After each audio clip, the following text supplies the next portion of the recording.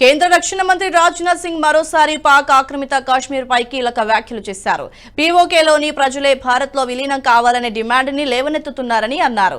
PoK Bharat లో విలీనం అవుతుందనే విశ్వాసాన్ని వ్యక్తం చేశారు. ఓ జాతీయ మీడియా కార్యక్రమంలో ఆయన వ్యాఖ్యలు చేశారు. ఇటీవలే కాశ్మీర్ పై పాకిస్తాన్ పీఎం షహబాజ్ షరీఫ్ చేసిన వ్యాఖ్యలను ప్రస్తావిస్తూ పీఓకే ప్రజలు భారత్ లో విలీనాన్ని డిమాండ్ చేసే పరిస్థితి ఏర్పడుతోందని తాను ఏడాదిన్నర క్రితమే చెప్పానని రాజ్నాథ్ సింగ్ గుర్తు చేశారు.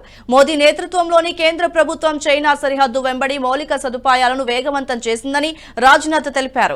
ఇక జవాన్ల త్యాగాలను రాహుల్ గాంధీ లాంటి వారు అవహేళన చేస్తున్నారంటూ మండిపడ్డారు. హోలీ సందర్భంగా లద్దాఖ్ లోని లేహ్ సైనిక స్థావరాన్ని రాజ్నాథ్ సింగ్ సందర్శించారు.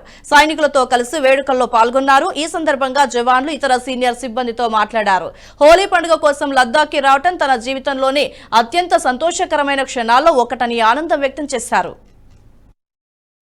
ఈ వీడియో మీకు నచ్చినట్టయితే లైక్ చేయండి, 10 మందికి షేర్ చేయండి. అలాగే కామెంట్ల రూపంలో మీ అభిప్రాయాలను మాతో పంచుకోండి. Nationalist hub group of channels ను సబ్స్క్రైబ్ చేసుకుని తెలుగునాట జాతీయవాద జర్నలిజాన్ని ప్రోత్సహించండి. ఈ వీడియో కింద ఉన్న బెల్ ఐకాన్ పై క్లిక్ చేయడం మర్చిపోవద్దు.